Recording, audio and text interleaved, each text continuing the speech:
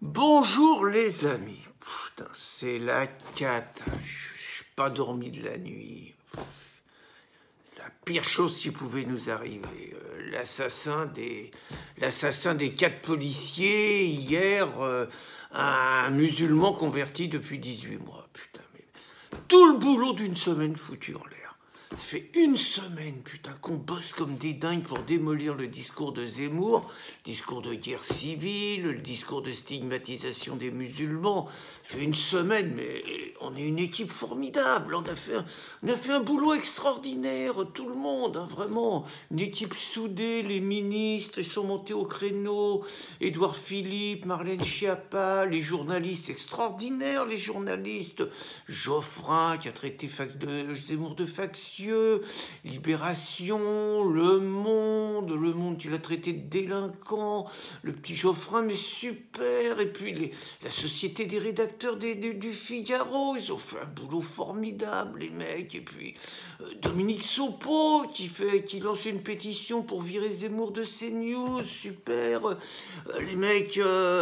même ses potes, Golnadel, Elisabeth Lévy, bon ok, ils disent qu'ils défendent sa liberté d'expression, mais il se démarque de lui. Nolo, formidable, Nolo, puis la petite présentatrice là de Paris Première, elle est bien celle-là, hein, faudrait la faire monter un peu. Super, ils ont avoiné Zemmour pendant 10 minutes, enfin bon, il en a pris plein la gueule de partout, il n'y a pas un mec qui est monté au créneau pour le défendre, puis on a envoyé nos musulmans modérés, la Mohamed Sifawi, il a signé la pétition de Sopo, puis bon, il en a mis plein la gueule à Zemmour, nous les musulmans qui luttons contre les islamistes, contre les terroristes, on est français, on est républicains, super, c'est Ribi, Karim, excellent aussi, Karim, puis bon, il dit que Zemmour, il a rien dans le citron, que c'est un demeuré, alors que lui, Karim, il a fait de grandes études, bon, bien, franchement, tout le monde, alors je vous dis pas les présentateurs de télévision, les invités, on a fait venir Noiriel, qui compare Zemmour à Drummond, franchement, un boulot, bon, RTL, ils l'ont viré, ça y est, on était en train de régler le problème de Zemmour, pression sur CNews, bon, il va plus pouvoir dire un mot sans se retrouver au tribunal, et puis le parquet, formidable parquet, tout de suite on ouvre une enquête, donc l'autre il passe pour un délinquant, c'était super, on allait le virer de tous les plateaux de télé, de tous les journaux qu'il avait et tout, et puis s'il voulait se présenter à la présidentielle, de toute façon, on l'aurait fait condamner avant, on le privait de ses droits civiques, exactement comme on a fait pour les identitaires et tout, franchement, on maîtrisait la situation, on était en train de gagner la bataille de l'opinion, et putain, le lendemain de la manif des flics, ce truc-là, alors moi je vous cache pas, au départ, j'ai entendu ça, bon, un truc, bon, je me suis dit, d'abord on a dit un policier blessé, un policier tué, puis 2, puis 4. Je me suis dit, putain, ça commence à faire beaucoup. Au couteau, j'ai commencé à me poser des mauvaises questions. Je me suis dit, bon, pas de problème, on va faire le coup du déséquilibré.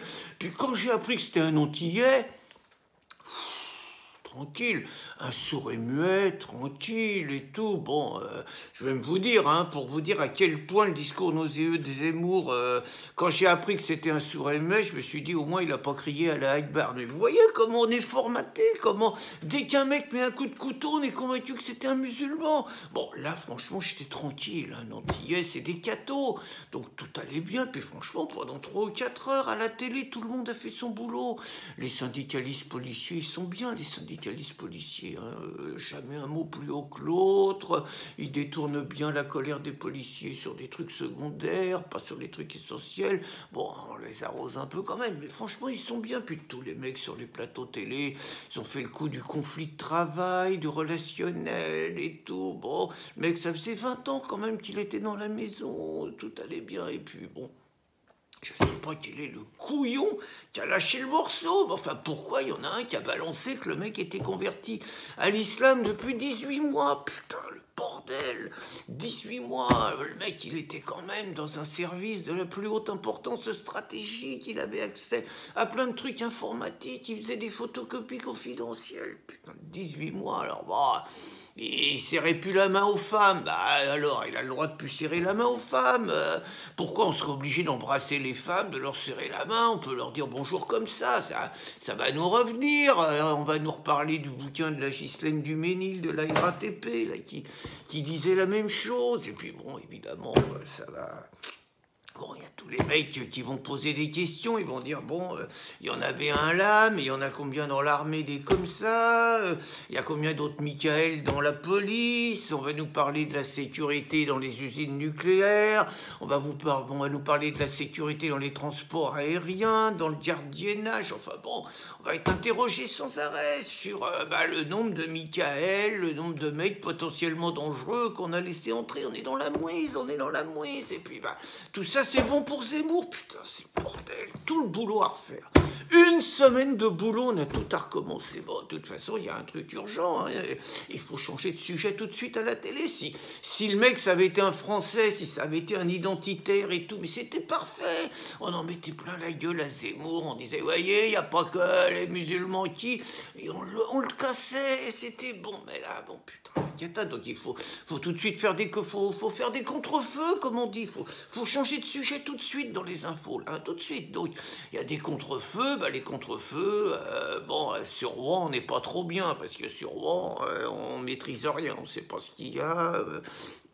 On essaye de noyer le poisson, on a dit aux écolos de fermer leur gueule, ce qu'ils ont fait, mais bon, on peut pas mettre au Rouen non plus, donc il faut autre chose. Bon, on a la PMA, on a la manif des cathos tradis dimanche et tout, puis on a le climat, je suis désolé, il faut remettre le climat sur la une et tout, il faut reparler de Greta, il faut faire diversion, là, parce qu'on est mal, sinon on est mal patron, hein, comme ils disent les autres, là, sur la pub et tout.